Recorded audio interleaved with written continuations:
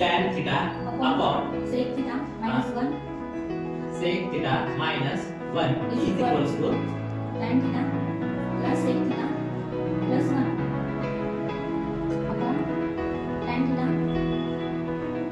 plus sec theta minus 1. tan theta upon sec theta minus 1 is equals to tan theta plus sec theta plus 1 upon tan theta plus sec theta minus 1. LHS equals to आपल्याला proof करायचा आहे RHS tan theta plus sec theta plus 1 upon tan theta plus sec theta minus 1. इकडे लक्ष द्या. Solution मध्ये पहिल्यांदा question लिहून घ्यायचा मला. tan theta upon sec theta minus 1 is equals to tan theta plus sec theta plus 1 upon tan theta plus sec theta minus 1. LHS is equals to LHS left hand side equals to आपल्याला right hand side proof करायचा आहे. left hand side is equals to आपण लिहून घेणार आहोत tan theta upon sec theta minus 1. जर question मध्ये आपल्याला प्रूफ करायचं असतं इकडे जर sin cos काय आलं असतं तर आपल्याला लेफ्ट हँड साइड पूर्ण sin cos मध्ये कन्वर्ट करावं लागली असती. पण इथं क्वेश्चन मध्ये आपल्याला राइट हँड साइडला tan theta आणि sec theta आहे आणि लेफ्ट हँड साइडला पण आपल्याला tan theta आणि sec theta दिलाय. त्याच्यामुळे आपल्याला इथं काय करावं लागते ते मी तुम्हाला सांगतो. पहिल्यांदा हा रेशो जसा तसा लिहून घ्यायचा आहे. त्याला इक्वेशन नंबर 1 द्या. या क्वेश्चन साठी आपल्याला थिअरम ऑन इक्वल रेशिओची गरज पडणार आहे. थिअरम ऑन इक्वल रेशिओ काय मी तुम्हाला समजून सांगतो. समजा आपल्याकडे एक फ्रॅक्शन आहे किंवा एक रेशिओ आहे 1/2. त्याचा आपण इक्विव्हॅलेंट फ्रॅक्शन मल्टिप्लिकेशन मेथडने फाइंड केला. फॉर एक्झाम्पल त्याला आपण न्यूमरेटरला 3 ने मल्टिप्लाय केले, डिनॉमिनेटरला 3 ने मल्टिप्लाय केले. तर आपल्याला आन्सर काय भेटेल? 3 1 3 3 2 6 3 दोन्ही 6. आपल्याला हा नवीन रेशिओ भेटेल. पहिला आपला ओरिजिनल रेशिओ 1/2 आहे. त्याला सेम नंबरला नॉन झिरो नंबरने मल्टिप्लाय केलं तर आपल्याला नवीन नंबर 3/6 भेटलेला आहे. पहिला रेशिओ 1/2 आणि दुसरा रेशिओ नवीन जे आपल्याला मिळालेला आहे 3/6. हे दिसायला जरी वेगवेगळे असले तरी यांच्या व्हॅल्यू एकच आहे. 3 1 3 3 2 6 आणि याला जर 3 ने मल्टिप्लाय केलं तर आपल्याला 3/6 मिळणार. म्हणजे यांचे व्हॅल्यू एकसारखे आहे. ते इक्विव्हॅलेंट आहे. मग आता थिअरम ऑन इक्वल रेशिओज काय असतो? हे रेशिओज इक्वल आहेत. मग यांच्यावरचा थिअरम काय? 1/2 च्या न्यूमरेटरचे या दोन्ही रेशिओचे जे न्यूमरेटर्स आहेत 1 आणि 3 यांची ऍडिशन आणि डिनॉमिनेटरची ऍडिशन करा. 2 + 6 3 आणि 1 आपल्याला 4 भेटले. 2 आणि 6 आपल्याला 8 भेटले. आणि न्यूमरेटरचा डिनॉमिनेटर सोबत रेशिओ होता घेतला. आता हे 1/2 3/6 आणि 4/8 हे तीनही रेशिओ इक्वल आहेत. कसं बघा 1/2 इज इक्वल्स टू 3/6 हे इक्वल आहे. आपण अगोदरच बघितलं होतं. आता 4/8 हे दोन्हीही नंबर 4 च्या टेबल मध्ये येतात. 4 1 4 4 2 8 4 1 4 4 2 8 त्यांची काटाकाटी केली. त्याचा लोवेस्ट फॉर्म जर घेतला तर आपल्याला 1/2 मिळतो. 1/2 म्हणजे हे 1/2 is equals to 3/6 is equals to 4/8 हे तीनही इक्वल आहेत. हा 4/8 कसा डिराइव्ह झाला आहे आपल्याला कसा भेटला आहे? तर आपण काय केलं होतं अगोदरचे जे रेशिओ होते ते काय न्यूमरेटरचे सम डिनॉमिनेटरचे सम न्यूमरेटरच्या समचा रेशिओ आपण डिनॉमिनेटर सोबत घेतला होता. बघा मग अगोदर आता आहे मग आपण काय मांडू शकतो तिथे बघा 1/2 इज इक्वल्स टू 3/6.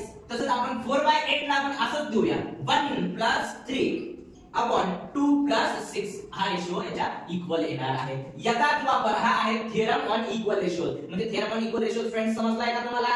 काय होता आपल्याला एक ओरिजिनल फ्रॅक्शन दिलेला होता. आपण त्याला नॉन झिरो नंबरने मल्टिप्लाय केलं. आपल्याला एक नवीन फ्रॅक्शन ऑब्टेन झाला. मग तो फ्रॅक्शन ओरिजिनल फ्रॅक्शन इक्वल त्यांच्या न्यूमरेटर्सची सम केली, त्यांच्या डिनॉमिनेटर्सची सम केली. न्यूमरेटरच्या समचा रेशिओ डिनॉमिनेटरच्या सम सोबत घेतला तर तो जो नवीन रेशिओ भेटला ते तीनही रेशिओ इक्वल आहे. हा आहे थिअरम ऑन इक्वल रेशिओ. याचा वापर आपण हे गणित सोडवण्यासाठी करणार आहोत. इकडे लक्ष द्या.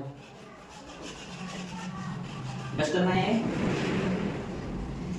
हा पहिल्यांदा आपण हा रेशिओ लिहून घेतला आहे. आता मी इथं काय करणार आहे tan theta upon sec theta minus 1. जेव्हा मला सुचत नाही याच्यामध्ये काय करायचं या रेशिओ मध्ये तेव्हा मी काय बघितलं मला याला sin cos मध्ये कन्वर्ट करता येते. पण मला राइट हँड साइडला दिसते की मला हा रेशिओ sin cos मध्ये कन्वर्ट करायची गरज नाही. तेव्हा मी रफ मध्ये पेन उचलतो आणि काय करतो हा sec थीटा मायनस 1 आहे याचा मी काय करणार कॉन्जुगेट पेयर घेणार आणि याला मल्टिप्लाय करणार. कॉन्जुगेट पेयर म्हणजे काय sec थीटा मायनस 1 चे कॉन्जुगेट काय हा मायनसला प्लस करून टाका झालं. आता याला गुणा sec थीटा प्लस 1 न्यूमरेटर आणि डिनॉमिनेटरला सेम नंबरने मल्टिप्लाय करायचे हे तुम्ही 5th स्टँडर्ड मध्ये शिकलेला आहात. मग इथे या कॉन्सेप्ट पेअर मध्ये न्यूमरेटरलाही गुणा आणि डिनॉमिनेटरलाही गुणा इज इक्वल्स टू बघा आता काय होते tan theta into sec theta plus 1 यांचा गुणाकार tan theta into sec theta plus 1 बरोबर आहे का शेक?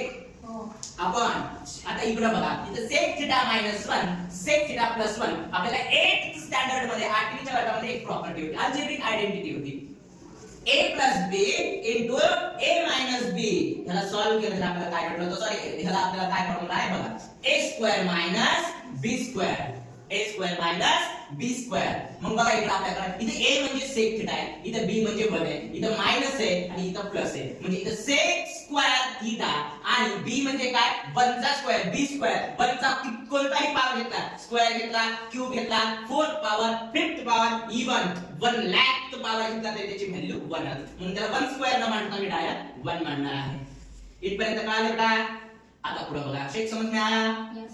अब देखो आगे होता है क्या. आता बेटा अपने ट्रिगोनोमेट्रिक आइडेंटिटीज लर्न करना बहुत ही जरूरी है. क्या है अपने पास एक आइडेंटिटी देखो अभी यहाँ पे क्या क्या मैं बोल लिखता हूँ पहले a square minus b square रीजन लिख रहा हूँ. हाँ a square minus b square बरोबर काय आहे ना a plus b into a minus b हे आपण 8वी मध्ये शिकलेलो आहोत. आता बघ बेटा इथं काय आपल्याकडे tan theta into sec theta plus 1 upon sec square theta minus 1 च्या जागी मी आता लिहितोय tan स्क्वेअर थीटा. सो हे तुम्ही मनानच कसं काय घेतलं बेटा? मी मनानं काहीच घेत नाही. मी शाळा लहानपणी मनानं बुडवत नव्हतो. पोट दुखायला म्हणून बुडवत होतो. बघ इकडे tan स्क्वेअर थीटा कुठून आलं तुला सांगतो मी. आपल्याकडे एक ट्रिगोनोमेट्रिक आयडेंटिटी होती बेटा.